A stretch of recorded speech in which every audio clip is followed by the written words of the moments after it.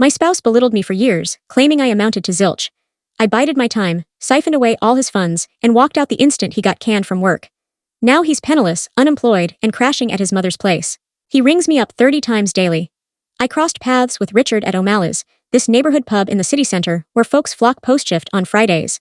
I was hanging out with colleagues from the claims agency, where I handle admin duties. He came across as so assured, springing for a white claw, and chatting about his role in operations oversight at Central Fabrication. He possessed this knack for making me feel cherished, as if he'd singled me out from the crowd. We tied the knot after courting for a couple of years. My pals figured it was rushed, particularly Lena, my closest confidant from our school days, yet I felt utterly convinced. In hindsight, I ought to have spotted the red flags, such as his push to merge our bank details immediately, since that's how couples operate. Or his quips like, "Lucky for you, I've got the finances covered. You'd likely blow it all on mall sprees." With that chuckle that had others chuckling along, I overlooked how the barbs sharpened once our ledgers intertwined. When I'd grab provisions, $7 on premium dairy, that's precisely why I review the bills. When I snagged a modest bump in pay, well, it's not as if you're executive timber, but hey, it's sweet they tossed you a bone. When I eyed a step up in rank, darling, you realize that's not your territory. Plus, my earnings suffice for us both. It always wrapped with, "I'm only kidding," or "You know how fond I am of you," and I trusted his words because, after all, I figured that defined wedlock. My folks mirrored that pattern. Father perpetually ribbing mother over her meals, her figure, or her quirky pursuits. The dynamic began evolving roughly 2 years back. Richard started arriving home tardier. Nothing extreme. 7 p.m. rather than 6 p.m. Then 9 p.m. Occasionally he'd reek of ale. At times like that aftershave tester from the shopping arcade. When I inquired, he'd brush it off, just beers with the office crew, or needed to woo a prospect. Then he'd toss in a remark on how adorable my doubts were. How I ought to focus on stocking up on more seltzer in the cooler. Our intimate moments shifted as well. He quit starting things and less buzzed. When I attempted, he'd drop remarks on my form, not outright barbs, merely notes. That left me feeling worthless. "You've developed that slight belly roll," he'd note, jabbing my midsection as I lay exposed. "Or your chest seems altered since the extra pounds." I'm 56 and 145 pounds. Pretty much my stats from our first encounter. I began withdrawing bodily, which he weaponized against me. "This explains why guys stray," he'd remark offhand while flicking through social feeds. When their partners quit delivering, he never owned up to infidelity, but the implication lingered, looming over everything. Last summer, I spotted our nest egg dipping below expectations. When I brought it up, Richard erupted. "Are you spying on me? Don't you believe in me? I'm the breadwinner around here." He banged the door with force enough to topple the framed print we'd selected jointly upon settling in. That evening, sleep evaded me. As he sawed logs next to me, I pored over our digital ledger via my device. There sat debits, not massive but steady, typically Fridays. Often $200, $300. Across seasons, it piled into 5 figures. The following day on the clock, I confided in Ethan, my desk mate in the adjacent partition. He's sharp on fiscal matters, constantly yapping about his trading app and digital currency bets that sail right past me. "That rings fishy," he noted. "You ought to stash cash on the side for safety." "Safety from what?" I probed. He shot me this glance, leaving me feeling dim. Naturally, I grasped his drift. Should things crumble, I kicked off modestly. I launched a Chase profile via the web, using my private inbox that Richard couldn't touch. I routed a slice of my salary straight there. Merely $100 bi-weekly to start. Richard stayed oblivious since he solely eyed the shared summaries. I began grabbing additional shifts amid filing rushes, claiming to Robert I was aiding, but stashing the bonus cash. Near the holidays, tensions escalated domestically. Richard returned from the firm bash in a rotten temper. He'd been overlooked for advancement once more. "Damn Victor," he grumbled, naming his peer who snagged the slot. Likely kissing up to the director. "That's typical of your sort, eh? You're no advancement caliber." I recall lingering in our galley, dawning that my partner was truly ordinary, not merely character-wise but professionally. The notion stung like disloyalty, yet once it surfaced, I couldn't erase it. The new year ushered in more jabs.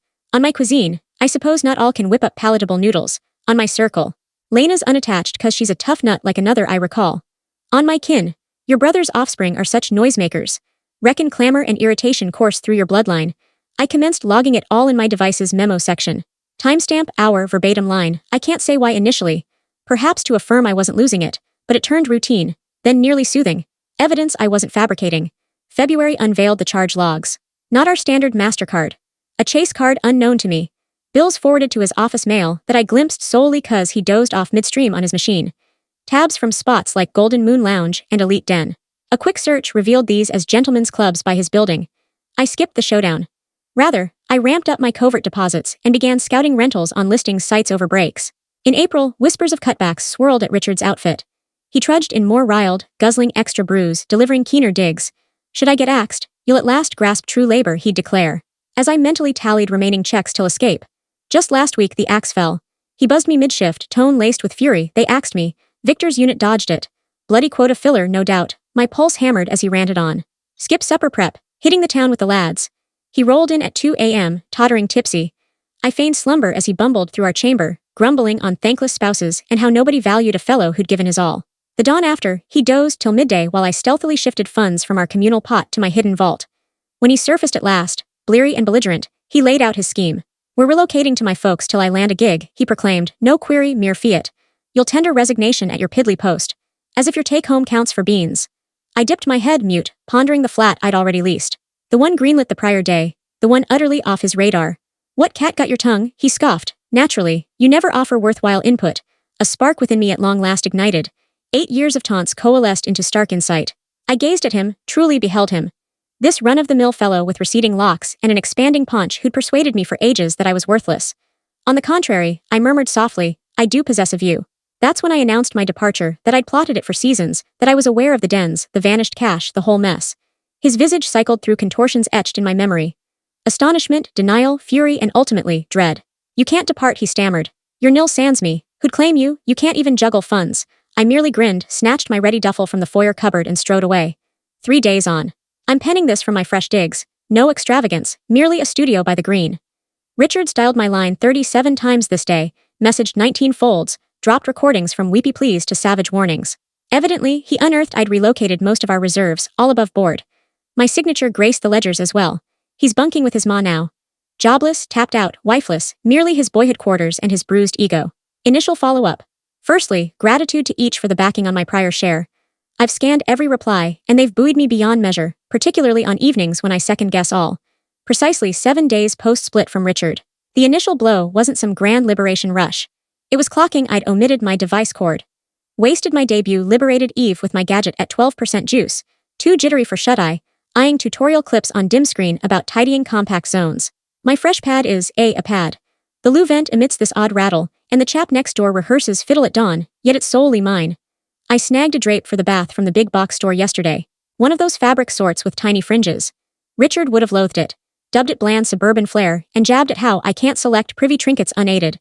On Richard, 127 rings over 7 days, 89 pings, 15 clips. They kicked off with, sweetie forgive me, return home, and morphed to, you spiteful wench, your zilch sans me. The freshest was merely him huffing raggedly for 120 seconds.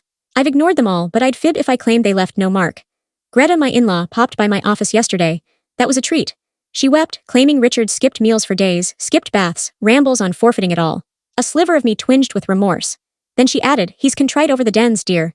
Fellas just crave notice at times when their mates are, you know. And poof, the remorse vanished. I held back on the wagering, on unearthing tabs for virtual card games tucked in his inbox amid Doc Hunts, on the $23,000 in hidden revolving debt, on the quick cash traps. She likely still views me as the fiend who ditched her darling boy amid a setback. The oddest bit? My daily grind. Brewing Joe solo. Marketing for one. It turns out I detest the loaf Richard swore by. Returning to quiet over a tally of my daily failings. I keep tripping over anticipating his take on stuff, then recalling I require no clearance henceforth. Lena's been stellar. She arrives bearing delivery fare, aids in shifting pieces. Skips remark when I tear up over trifles like fumbling which soap brand for wash cause Richard oversaw that. Yesterday I unraveled in the aisle at the chain store over hanger picks. She merely lingered, cradling me amid the bins, as I bawled on rigid versus soft covers. Zenith poised that. The coin matters are, tangled. Richard at last clocked I'd shifted most reserves. He's spreading tailies I pilfered from him, glossing over my cosign on the pots, and that I claimed solely my inputs across time. His pal Victor, the advancer Richard coveted, slid me a note via social net, oddly praising me. Seems Richard trashed him to all, hurling epithets, plotting to undermine his tasks. That's the true boot cause, not trims. Last eve I summoned pie with fruit topping. Richard deemed fruit crown pie for the tasteless. Devoured it perched on my bargain settee, the thrifty one he'd scorned. Viewing that trash telly, he deemed mine melt, donning the chain leggings he tagged sloth garb. The pie savored of autonomy. A tad isolated, somewhat chilled by end but owned. I get this share rambles. I'm rambling. One tick I'm self-congratulatory, the next I'm wavering all. This morn I gawked 20 ticks at my mirror image, hunting what Richard spied. The dim, pointless soul he portrayed. Rather I spied myself. Weary, somewhat spooked yet enduring. He's lingering at Ma's, still idle, still dialing. His fresh ploys roping in his mate's spouses to ping me on communal frets, how I'm shredding kin ties, while I master crafting an existence that's personal. Follow-up 2. I hadn't planned another share so swift, but post today I crave unpacking the episode. It commenced with a drop-off. Routine app fare, Asian bites from the joint by my pad. I was remote cause my web was syncing. At long last. The chime sounded and I swung it wide sans thought, not the app guy. 'Twas Richard. Poised with blooms from the mart, yet wrapped in film with a $9.99 tag glaring. He'd slimmed, unkempt beard, in that faded campus sweatshirt from uni. For an instant, habit nearly parted my stance to admit him. Instead I shut it firm. My grip quivered so I scarce managed the latch. Sweetheart, ease up, he urged via panel. I seek dialogue. I've evolved. I've hit sessions. Side note for me, he hasn't. Greta spilled to Lena, he balked. I stayed silent, just sank to my foyer tile, spine to slab, ear on his loop of top tracks. Pardon for all, you're exaggerating. Recall our prime, you're histrionic.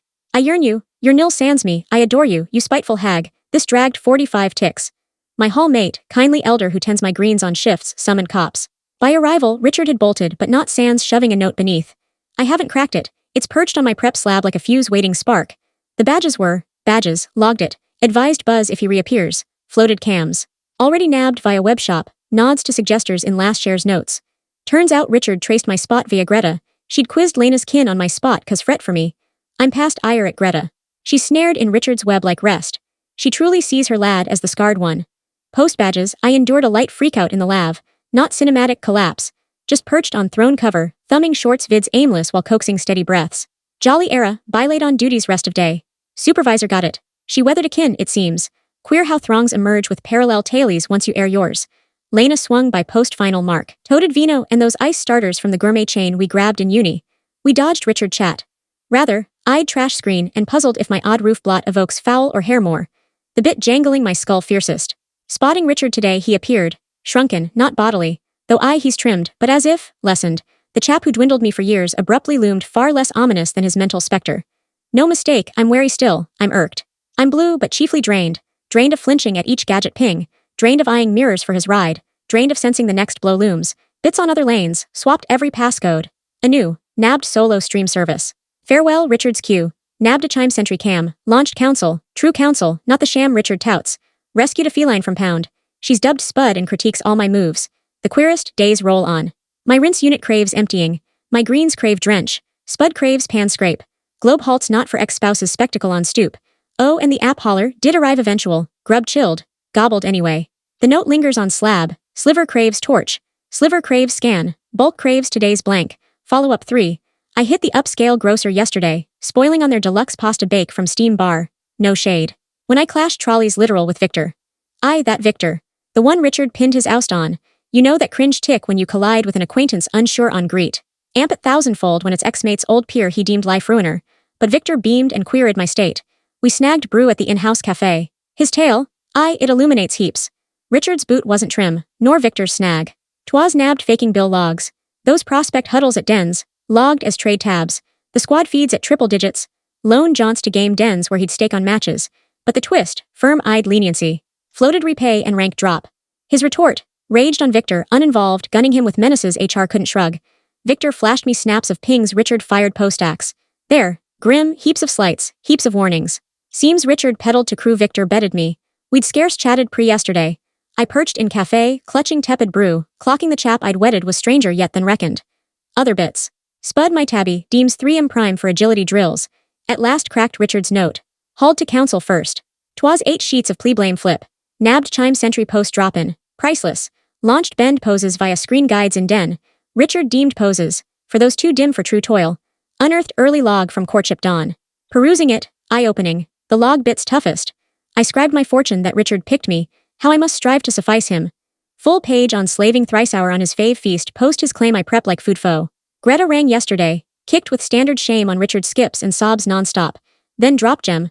I should have clocked prior. He's mirror to his sire. Turns out Richard's paw didn't bolt for gigs as claimed.